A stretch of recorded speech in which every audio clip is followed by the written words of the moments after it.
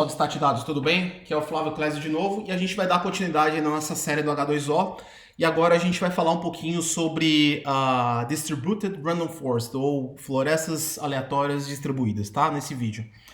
Dentro do R usando o H2O. Mas antes de mais nada eu queria convidar vocês, se vocês não são inscritos no canal, se inscrevam no canal. Tem bastante conteúdo interessante, desde a parte de visualização de dados, estatística avançada, Machine Learning, ciência de dados, então se inscreva aqui no canal e deixa o joinha aí no vídeo, tá? Deixa o like no vídeo que é muito importante pra gente e pro canal também, para aumentar aí a amplitude desse... Amplitude não, a divulgação, a difusão desse vídeo aí através daqui do algoritmo do YouTube, tá bom? Então a primeira coisa que a gente vai fazer, para quem está começando agora essa aula aqui, todos os códigos estão nessa presente aula aqui.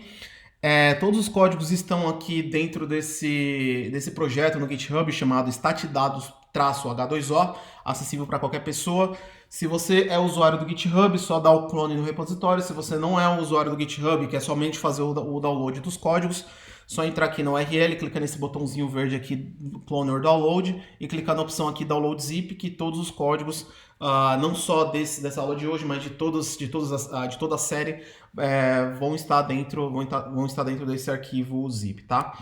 Então, vou abrir aqui o meu RStudio. Vou abrir o nosso RStudio. Vou entrar aqui no projeto. Então, deixa eu fechar aqui essa última janela. Vem aqui, eu fiz o download, Documents, GitHub, Statdados. Vem aqui em SRC.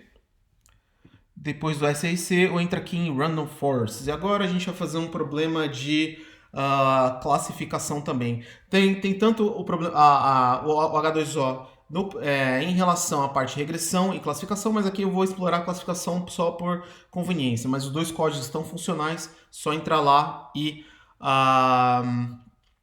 fazer o download e fazer os seus experimentos, tá certo? Então a primeira coisa que a gente vai fazer aqui a gente vai fazer a carga do pacote do H2O, instalar ele se ele não tiver, ou fazer somente o load dele, e a gente vai travar o nosso seed randômico para 42, tá? Para que os experimentos sejam reprodutíveis. Então, o mesmo resultado que eu tiver aqui na minha casa, no meu computador, na minha máquina, vocês vão ter o mesmo resultado na máquina de vocês também. Então, a gente vai fazer a inicialização do nosso cluster do H2O. Então, a gente vai chamar aqui o .init. .init, a gente vai passar o nosso localhost, porta 54321, número de todos os processadores, usando 20 GB de memória, e dentro do meu cluster chamado statdados cluster, já rodei aqui o meu init, já tem todas as informações aqui do meu cluster, tá? Então ele não inicializou o cluster, ele só conectou. Então esse aqui é o uptime do meu cluster, a memória disponível e os cores que vão ser utilizados aqui. Então se eu quiser fazer um teste, por exemplo, se o meu cluster está ativo, eu venho aqui no flow, por exemplo. Tá, então vem aqui, localhost, já digitar aqui, localhost, porta 54321, e como eu estou em standalone, já apareceu aqui o flow pra gente aqui, tá bom? Então vamos voltar pro H2O, e aqui, vamos voltar aqui pro H2O, voltar aqui pro nosso RStudio. O que a gente vai fazer? A gente vai fazer a carga da nossa base de dados. Essa base de dados aqui é de um toy problem chamado Lehman Brothers, né, que é uma base de empréstimos, digamos assim, que vai prever se o usuário vai entrar em situação de calote ou não, que vai estar nessa variável aqui chamada default. Então eu só vou colocar essa URL aqui dentro dessa variável, e a primeira coisa que a gente vai fazer vai chamar aqui o import file e vai passar o nosso caminho da nossa URL e o destination frame desse cara aqui a gente vai chamar como lehmanbrothers.hex, que vai ser a nossa base de dados no formato do H2O frame, que a gente vai usar daqui em diante para fazer a parte do treinamento. Mas Flávio, pode usar data table, pode usar um CSV? Não. Toda a parte de treinamento dos algoritmos do H2O, ele lida somente com dados, com dados que são objetos do H2O Frame. Por quê? Porque toda a parte de treinamento e a parte de gerenciamento de objeto e de memória, ele é feito de forma distribuída pelo H2O, e isso é feito usando esse formato .hex, tá? Para mais detalhes em relação a essa parte do que eu estou falando aqui, .hex, cluster, nós e tudo mais, eu sugiro que vocês vão no primeiro vídeo lá sobre a arquitetura do H2O, como que ele funciona por baixo do capô, tá? A ideia do vídeo aqui vai ser muito mais fazer um walkthrough em relação a algoritmo de random forces aqui, tá? Então, como a gente já fez o nosso load do nossos dados do ponto hex, então se eu pegar aqui, por exemplo, vou dar um summary, que é a função nativa do próprio R, em cima do meu frame do H2O, ele já vai trazer aqui algumas estatísticas descritivas, então vai trazer aqui o ID, o limite, vai trazer aqui o limite mínimo, a mediana, a média, o máximo, vai trazer algumas variáveis aqui categóricas pra gente, como sexo, education, merit. E de novo, pessoal, até por questões de ética em relação à parte de Machine Learning e Artificial Intelligence, não usem variáveis como sexo ou até mesmo como idade, como variáveis discriminantes em seus modelos, porque isso pode ser um problema muito grande. A gente não vai discutir nesse vídeo, não é o escopo desse vídeo. Se vocês quiserem mais informações, deixa um comentário aqui que a gente já coloca todas as referências em relação a essa parte de ética aqui, tá? Mas até por questões educacionais eu vou remover essas variáveis desse conjunto de treinamento. Como a gente vai fazer isso? Primeiramente, a gente vai tirar da nossa base de dados, aliás, a gente vai converter a nossa variável calote para default, tá? Vou passar ela como factor. Se a gente rodar o summary depois, tá? Posteriormente, a gente já vê que a nossa variável default aqui ele já está como dicotômica, tá como binária, digamos assim. Então, depois disso, a gente vai fazer a divisão do nosso conjunto de treinamento aí, 90% para treinamento e 10% para teste, usando o split frame, no qual a gente vai passar o nosso ponto hex.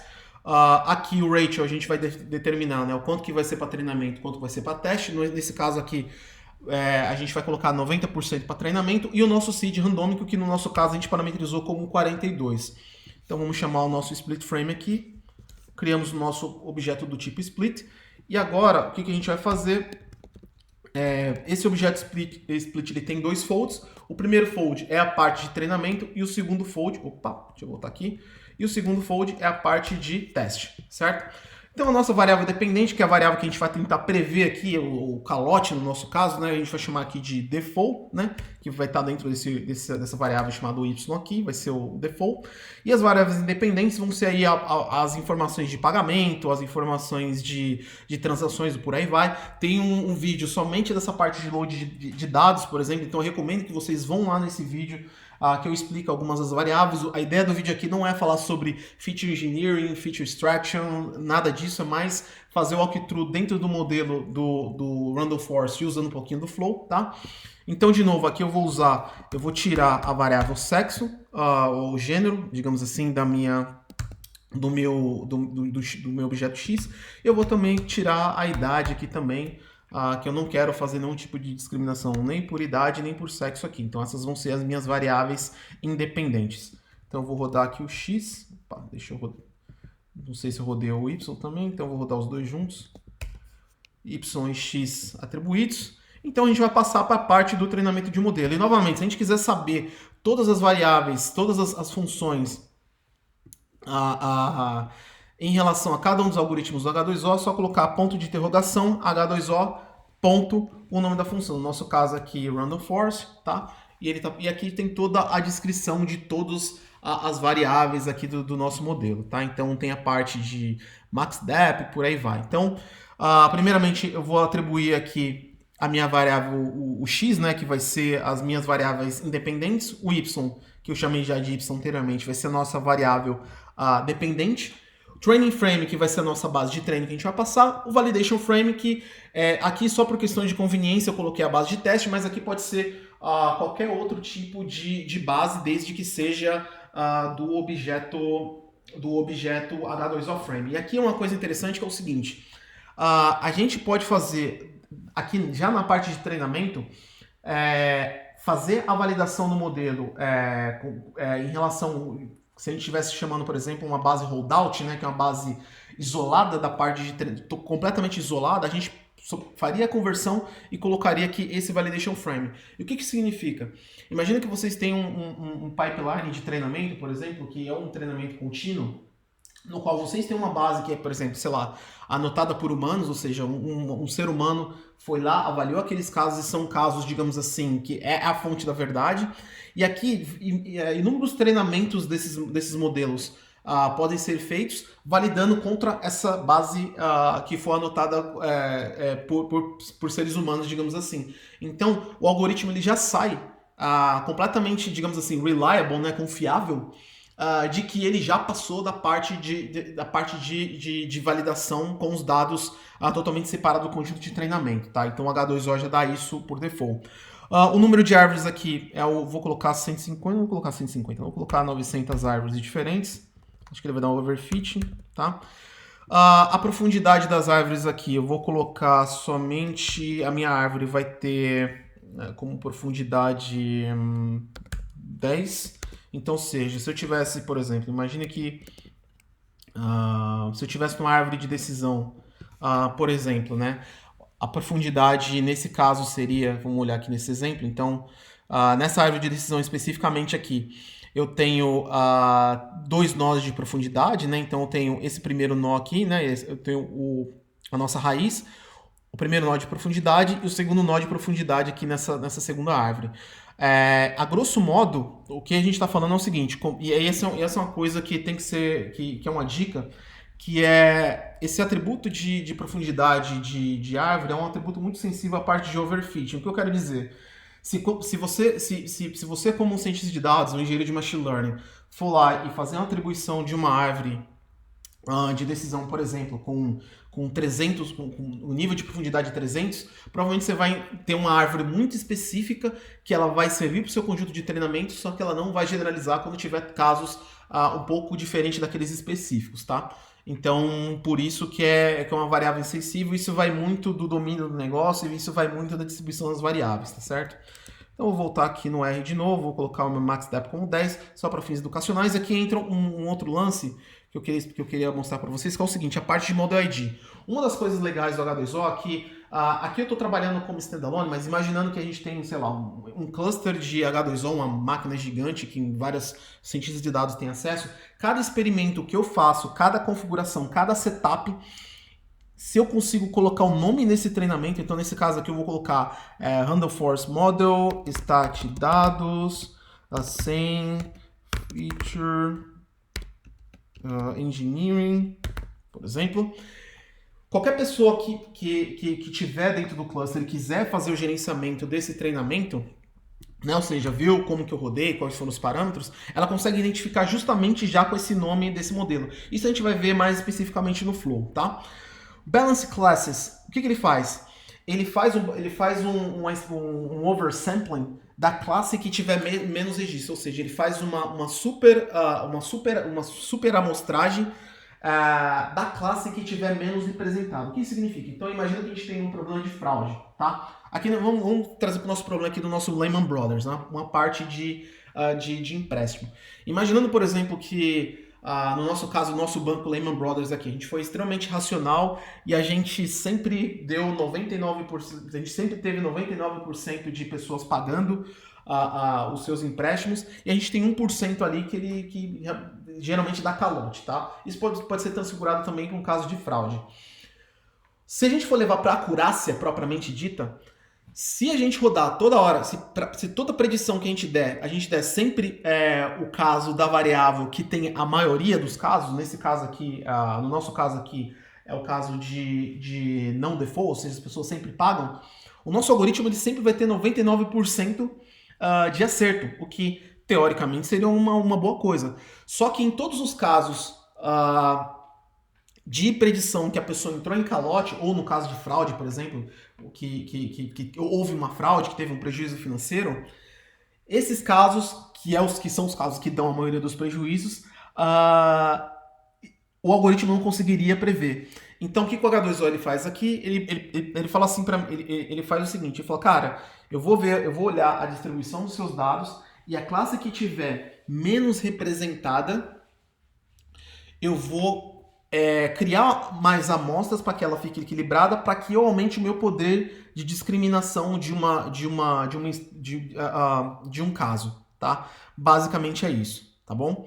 A documentação do H2O não dá muito certo como que essa distribuição é feita, esse oversampling é feito, se é 50-50, 60-40, tá? Mas o H2O ele já trabalha com essa implementação. E uma outra coisa que eu queria pegar aqui da documentação, que eu queria mostrar para vocês, é essa métrica aqui de Stop Metric, então eu vou chamar ela aqui. Eu vou chamar essa métrica e vou colocar como Deixa eu escolher aqui, quero fazer minha métrica de parada, o AOC, tá? E o que que esse stop metric fala? Geralmente, os algoritmos do H2O eles trabalham com a métrica de parada de treinamento, né, ou de controle de convergência, por assim dizer, geralmente pelo log loss, ou seja, pela taxa de perda em relação à parte do modelo de treinamento. Só que aqui no H2O, a gente pode colocar como critério de parada não log loss, mas, por exemplo, uma métrica digamos assim, digamos assim, que a gente consiga entender mais como estatístico, como matemático, como cientista de dados, né? Que no nosso caso é o C, mas se a gente estivesse trabalhando, por exemplo, com a regressão, poderia ser, por exemplo, RMSLE, como quando a gente tem variações muito grandes nos conjuntos de dados, a gente não quer fazer uma penalização muito grande, ou o próprio RMSE e por aí vai, tá? Então essa métrica que a gente pode usar como critério de parada, tá bom? Então, em vez de usar um log loss, a gente pode usar, cara, a gente fala assim para o algoritmo, chega no resultado ideal para mim quando você atingir uma espécie de parada de aprendizado, quando você não consegue ter uma performance melhor, por exemplo, tá? E uma outra variável que eu queria colocar aqui é a variável distribution. Opa, deixa eu entrar aqui no distribution, que eu vou colocar como Bernoulli, tá aqui, deixa eu só copiar o nome para não cometer nenhum typo, que é a distribuição dos dados da minha variável dependente. E aqui, uma coisa que o H2O faz é o seguinte: por default, a distribuição da sua variável categórica, no meu caso aqui, nosso caso aqui do Lehman Brothers, é a variável default, ela é uma variável dicotômica, então estou usando aqui Bernoulli, tá? Se fosse um problema, se o H2O, como o H2O ele usa alto, ele tem 3 escolhas por default, se vocês escolherem alto. Se for uma variável dicotômica, como eu estou usando aqui nesse caso, que é o default, ele vai trazer a distribuição Bernoulli, tá? Que vai ser distribuição padrão. Se for um problema no qual a gente tem multi-class, digamos assim, multi-class classification, ou seja, a gente tem vários resultados, então em vez de ser 0, 1, pode ser, por exemplo, predizer em problemas que tem mais de 2 variáveis, por exemplo. Eu tenho que prever, por exemplo, entre A, B, C, D e E classes, por exemplo. Ele vai tomar como default a distribuição multinomial. E se forem dados numéricos, por exemplo, prever um saldo bancário, por exemplo, de predição, um problema de regressão, digamos assim, que a variável dependente é uma variável numérica, ele vai assumir como padrão que a distribuição é gaussiana. Então essas são as coisas que, assim, se vocês entenderem qual que é... Pode deixar no alto, o H2O consegue compreender mesmo, mas ele vai decidir somente entre essas 3 distribuições. Então, imaginando que vocês estão num problema de regressão, no qual a distribuição, por exemplo, é uma Poisson, por exemplo, uma distribuição dos dados, isso teria que ser parametrizado aqui dentro da parte do treinamento do H2O, tá? Então, rodando aqui, vamos rodar o nosso treinamento, tá? Falei demais já. Vamos para ação, tá treinando aqui. E a gente vai agora para o flow, tá? Vou voltar aqui para o flow. E agora a gente vem aqui no nosso flow, localhost 2.54321, admin, cluster status. Nosso cluster está operacional, está rodando. Se a gente quiser acompanhar o nosso treinamento, a gente vem aqui, admin jobs, e a gente vê o nosso experimento rolando aqui. Ele está como running, e aqui a hora que ele começou, a hora que ele não terminou ainda, ele está como running. Se eu quiser saber o que ele está fazendo por debaixo do capô aqui, RF modo statDados sem feature engineering, que é o modelo que a gente está treinando, eu clico aqui nele, ele já acabou, tá? Rodou em 24 segundos.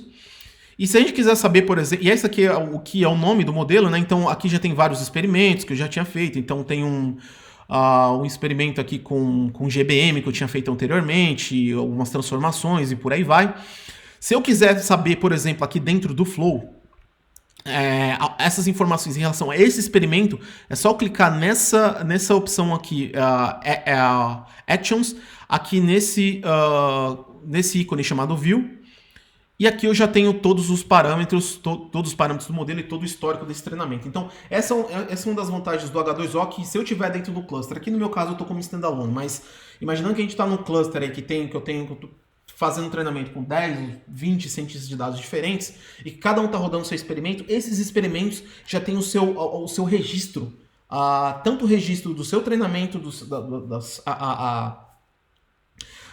seus resultados, né, a parte de métricas de validação de modelo, quanto também todos eles já deixam disponíveis aqui, por exemplo, os objetos Mojo, Pojo, que são objetos exportáveis, já que podem ser aí, direcionados para os desenvolvedores de plataforma Java ou Scala, por exemplo, para embutir esses algoritmos dentro das suas plataformas, por exemplo, ou se a gente quiser somente gerar um modelo aqui e serializar esse modelo para rodar dentro do R, por exemplo, é só clicar nesse botão aqui, Download Generated Model, tá? Que esse modelo já vai estar serializado, tudo isso aqui na interface de comando sem nenhum tipo de código, tá? Vamos aqui para a parte de parâmetros do modelo, então, deixa eu só maximizar aqui. Então, aqui ele já está dando para a gente o que foi executado. Então, esse aqui é o nome do modelo, as variáveis que eu ignorei aqui, então a variável ID, a variável sexo, a variável idade, eu ignorei, o número de árvores, a profundidade, e a métrica de parada que eu usei. Então, nesse caso aqui, eu usei o AOC e o nosso seed randômico e a distribuição que foi selecionada aqui, tá? Nesse caso aqui está como multinomial, tá? Aqui ele já dá os gráficos, por exemplo, do log loss, né? Então, ou seja, de como foi a convergência do modelo, tá? E aqui ele já dá os gráficos, por exemplo, na parte de treinamento, qual foi o resultado da área abaixo da curva, tá? Então, ele está dando aqui como 0,81. E contra a base de validação, né, que eu coloquei aqui no próprio H2O como no Validation Frame. E de novo, aqui eu estou usando a base de teste só por conveniência, mas a gente poderia colocar isso, por exemplo, uma base totalmente holdout dentro de um outro caminho, desde que a gente fizesse só a conversão para o ponto hex também, tá? E aqui ele está dando como 77, então aqui a gente já tem todo esse gráfico aqui, tudo gerado sem nenhum tipo de código a mais.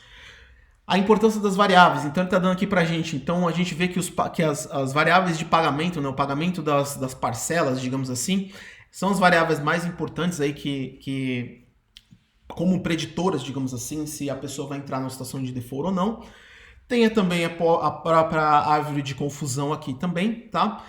Que já dá tanto a parte de recall como a parte de precision, tá? Tanto para a parte de treinamento quanto a parte de validação também, tá? Isso é importante. Algumas lift table também e deixa eu ver, output training metrics, tá? E a gente tem algumas outras informações também aqui da parte de treinamento. Eu vou voltar aqui pro RStudio, tá? Que todas as informações a gente pode tanto gerar usando somente essa função nativa do H2O, que é o summary. Então, se eu rodar o summary dentro do meu objeto de treinamento, que nesse caso aqui é o RF model, tá? Eu vou rodar aqui summary. Ele já traz todas as informações que a gente já viu lá no flow na interface, mas aqui dentro somente textual também, tá? Aí vai de cada um. Mas, Flávio, como que eu faço uma predição? Como que é esse objeto de predição? A gente vai chamar essa função predict, que é a função wrapper padrão do H2O para ele fazer a predição de todos os modelos. Então, aqui nesse caso a gente vai usar o underforce, mas pode ser, por exemplo, redes neurais, pode ser, por exemplo, GLM, GBM e tudo mais, no qual a gente só tem que passar dois parâmetros, objeto e new data. O objeto vai ser o modelo que a gente acabou de treinar e o new data vai ser a nossa base de teste, que eu estou usando aqui somente só para fins de conveniência mesmo. A gente vai rodar esse wrapper aqui do predict, tá? Vamos jogar dentro dessa variável pred, e se a gente for dar uma olhada, fazer uma inspeção nessa variável pred aqui, a gente pode olhar que ele já tem um predict, então ele já dá a classe para a gente aqui, 001, né? Então não default e default aqui, por exemplo, e também já dá para a gente as probabilidades, né? Então se a gente quiser usar a parte de probabilidade aqui também, né? Em vez de dar um número seco, dar uma probabilidade, a gente consegue emitir isso também. Só uma coisa que eu queria falar para vocês, que é o seguinte: se vocês forem usarem a parte de probabilidade de output de modelos dentro da suíte do H2O, eu recomendo fortemente que vocês usem essa propriedade aqui chamada Calibrate Model, tá? Que é deixa eu colocar até aqui a descrição da documentação, que eu acho que isso aqui é extremamente importante, Calibrate Model, tá? Que vai fazer a parte de calibração dessas probabilidades, tá? E outra coisa também, né, que se o Calibrate Model tiver como true, a gente é obrigado a passar um Calibration Frame também, tá certo? Eu não vou entrar em detalhes aqui, se vocês quiserem mais informações, dá uma olhada nos links que vão estar aqui na descrição do vídeo também, tá? Mas para a parte de probabilidade, se vocês quiserem retornar probabilidade, usem a parte, eu recomendo fortemente que vocês usem a parte de calibração do H2O, tá? Porque ele leva em consideração algumas informações como a distribuição a priori e por aí vai, tá bom? Mas esse não é o foco desse vídeo aqui, então eu já rodei o nosso pred aqui. Eu vou pular essas partes dessas informações aqui, todas aquelas informações que a gente pegou via no summary, né, que a gente rodou anteriormente. A gente pode pegar as mesmas informações, por exemplo, rodando Confusion Matrix, que a gente pode ter somente Confusion Matrix isolado, a importância das variáveis também do modelo, e já gera o nosso plotzinho aqui dentro do próprio RStudio, tá? A importância de cada uma das variáveis, tá? Chamando aqui esse variable importances here, aqui também, as informações também do AOC. Mas Flávio, a gente treinou esse modelo, eu quero colocar esse modelo da H2O em produção, como que eu faço isso? Beleza, pessoal. O que eu vou fazer primeiramente aqui? Eu vou colocar o caminho, tá? Deixa eu só colocar aqui o caminho do meu diretório raiz, tá? Então, eu estou rodando o H2O, então, se eu vim aqui no Model Artifact aqui, esse é o caminho que eu vou passar os modelos. Então, se eu vim aqui na minha pasta, por exemplo, deixa eu copiar aqui o caminho. Então, por exemplo, eu vou entrar dentro da minha pasta, CD. Tá, ele tá entrando porque eu não tô na pasta. Então, vou fazer live aqui, CD, Documents, GitHub, Stat Dados H2O, agora sim, SRC. E hoje a gente está na aula de Random Force, CD05, Random Force. Você dá um ls aqui, ls-1. Ele aparece aqui que eu só tenho esses dois scripts dentro da minha pasta aqui, tá bom? Então eu vou rodar esse save model aqui, que é um wrapper que ele faz, que ele salva qualquer tipo de modelo do H2O, que eu tenho que passar duas variáveis para ele, tá? O objeto, que é o modelo de predição, que no nosso caso aqui é o RF model, e o caminho, que nesse caso aqui vai ser esse artifact path, né? Que é esse caminho aqui da pasta do stat dados que a gente está rodando aqui, tá bom? Então só rodar aqui is-1,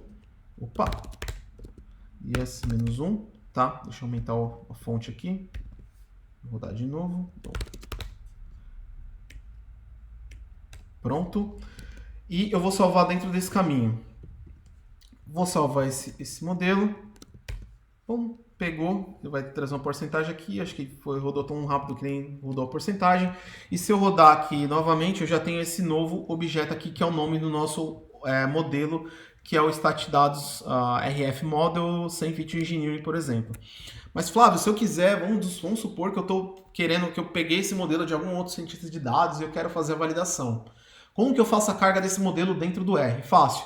Inicializa o cluster novamente, carrega o H2O, e aí a gente vai chamar essa função aqui, load model. A gente vai passar o mesmo caminho do objeto, então a gente vai passar o caminho, no meu caso, meu caminho é esse cara aqui, que é users, class, documento, GitHub, stat dados, underforce, barra o nome do meu objeto aqui, então esse é o meu objeto de treinamento, meu modelinho serializado, tá? E vou fazer a carga dele dentro desse saved model aqui. Então, no momento que eu rodo esse comando do load model, ele já salvou, já está instanciado aqui na minha memória esse saved model.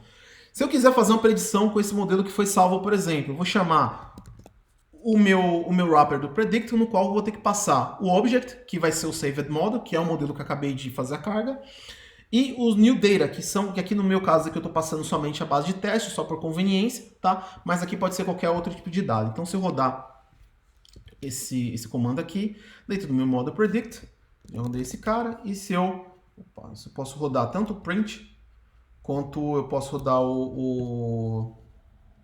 ele direto aqui no próprio RStudio, eu já tenho o resultado do meu predict, tá? De toda a minha base de teste aqui. Então, Deixa eu colocar aqui no comecinho, isso, vamos lá. Então tem o predict aqui, então ele está dando uma classe, se for a classe somente, né, ele está dando não default, não default, default e assim sucessivamente, ou também as probabilidades, se a gente quiser para cada um dos registros também, tá bom?